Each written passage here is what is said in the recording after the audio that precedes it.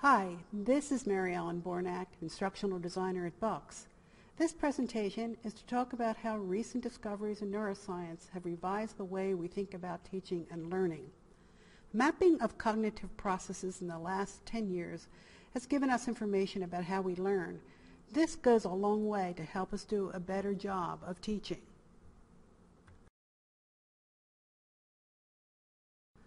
And neuroscience has helped revise the basics of educational theories, those things that guide us in our teaching.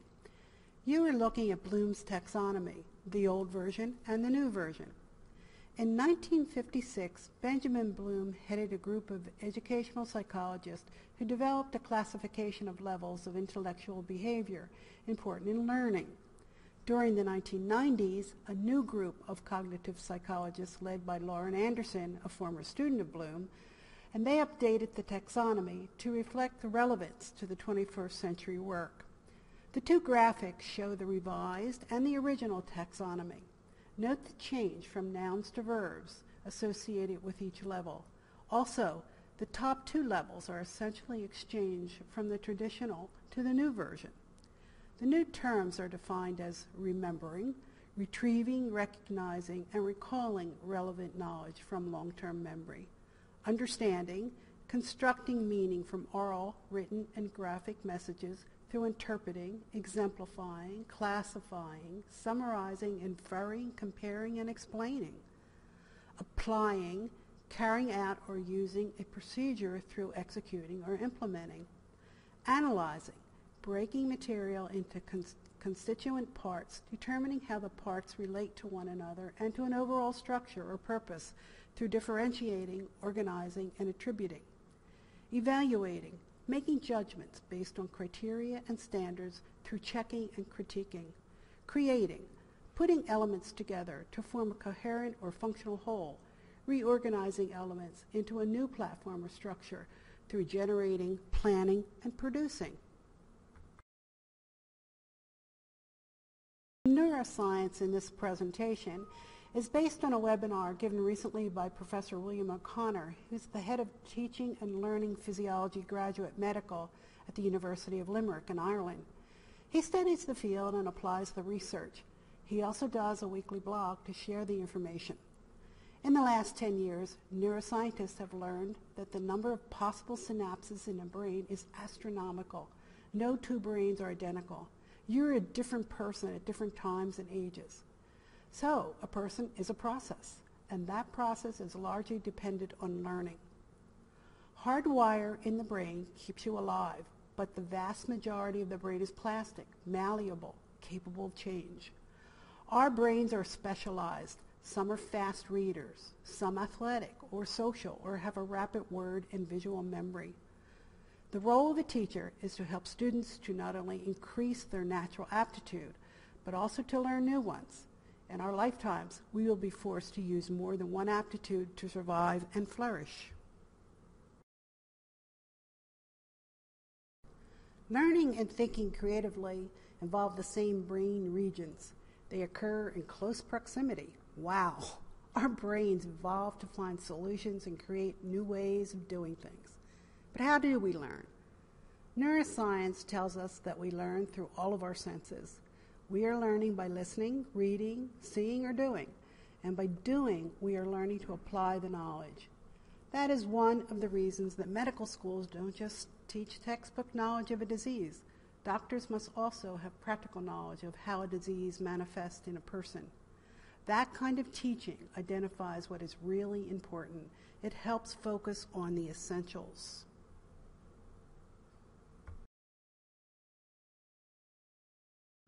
Three qualities the neuroscientists have identified that create optimal learning are autonomy, when students are in control of their own learning, complexity, when information is interesting, intriguing, thought-provoking, and connection between the effort and the reward.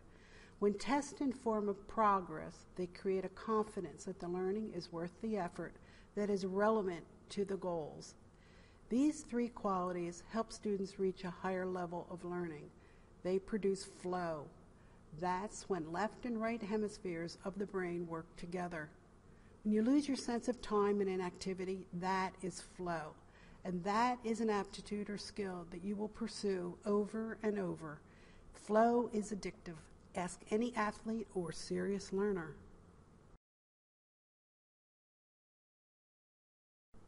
The discovery of the mirror neuron system is one of the latest breakthroughs in neuroscience. Mirror neurons are highly powerful adaptive methods of behavior. People are attracted to behavior that they admire.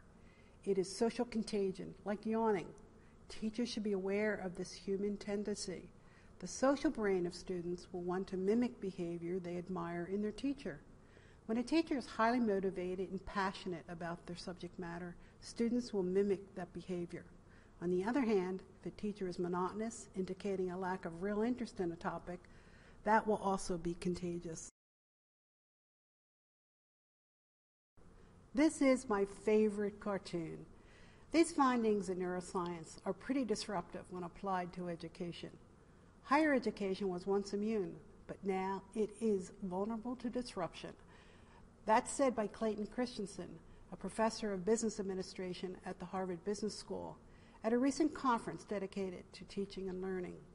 He predicts that higher ed is about to experience upsets as profound as General Motors did in the auto industry when new companies like Toyota entered the market. This new educational environment may render conventional teaching approaches ineffective.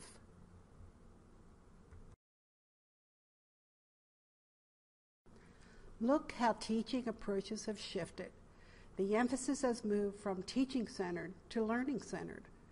Communication theory supports this, reminding that the message is not complete if it doesn't connect to a listener. The new breed of teacher must connect with students. They must abandon the podium to prod students to discover and explore information, to create meaning, to ask questions, and to apply knowledge in a new context. Students also have a new role. They can no longer sit at a desk and expect information to be funneled their way. They will be asked to explain concepts. They will teach each other material they've just learned, and they will build their own knowledge base. Students then become self-aware learners. Self-learning is the expectation in today's world.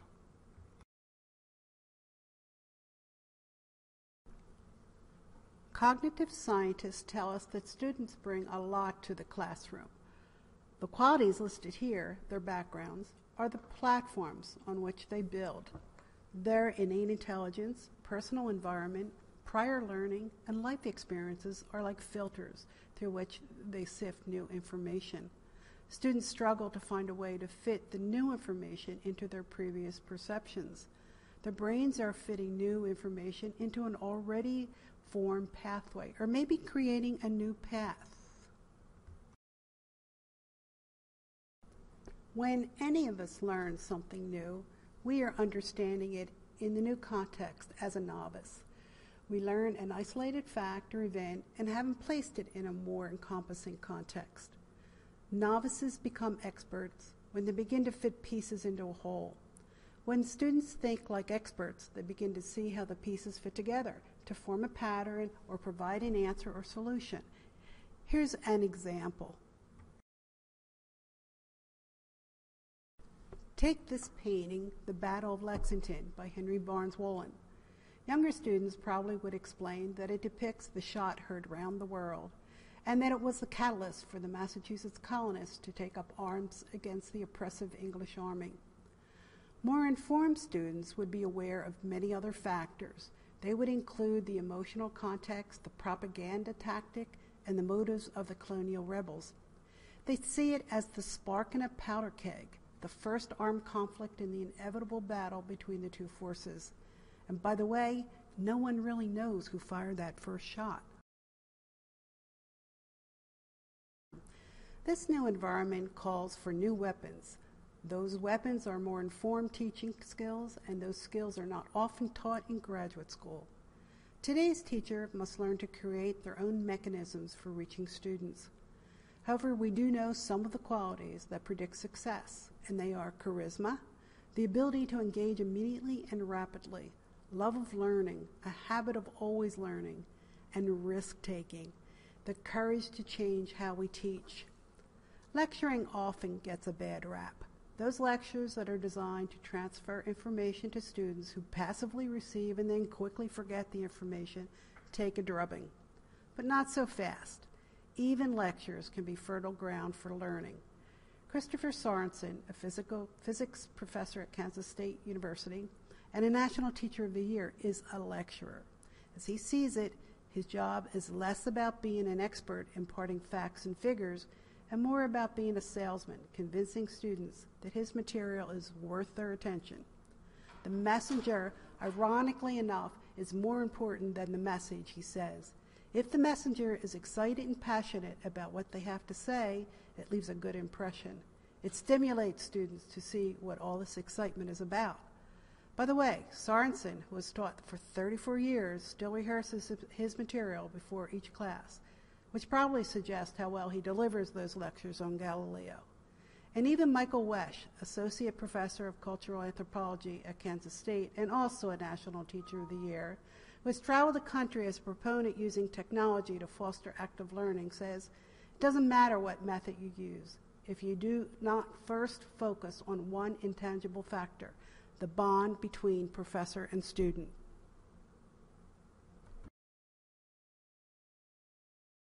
Neuroscience helps us in this new paradigm.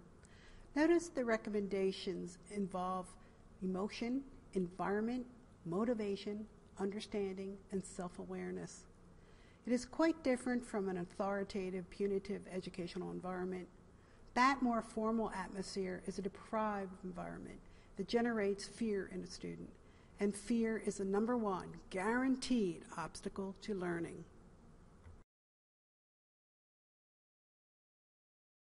In the last 100 years, knowledge was available only in academic institutions. As the web evolved into the network it is today, knowledge became the purview of anyone who participated in the global conversation. This image is a representation of a global internet.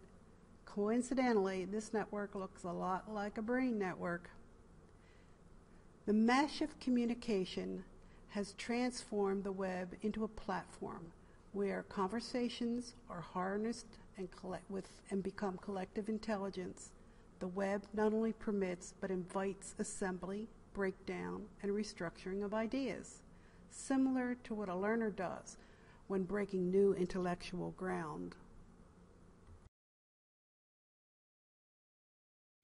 And that is the playing field for today's students, who must participate and contribute in a far more complex scenario than other generations.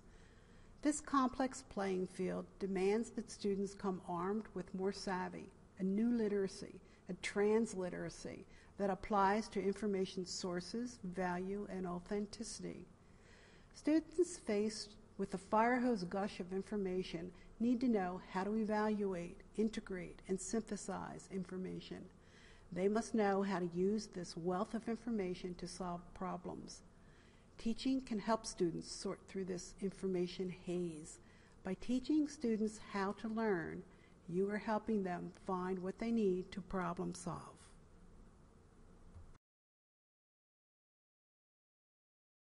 Teachers build this new learning scenario with course design. The Quality Matters rubric developed to predict online course success offers general standards for effectiveness. The 8 essential components in the rubric are based on research. The guidelines are pretty simple. Learning starts with objectives that tell students what they are expected to learn. The course design provides clear paths to navigate the material.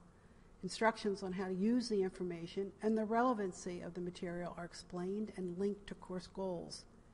Information is presented in relevant chunks, making it easier to absorb. A social context is provided so students can interact with each other, with the material, and with the instructor. Practice and real-life scenarios allow students to self-evaluate. Assessment based on objectives gives students an opportunity to demonstrate their knowledge.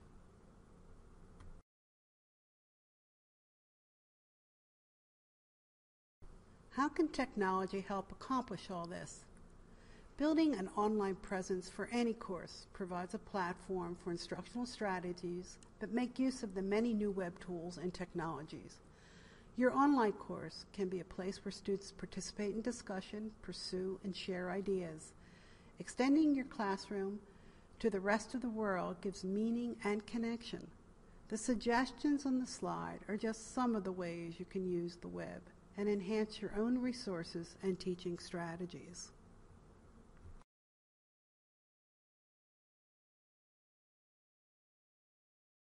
Here are a few suggestions for tools and strategies to improve student learning from www.facultyfocus.com.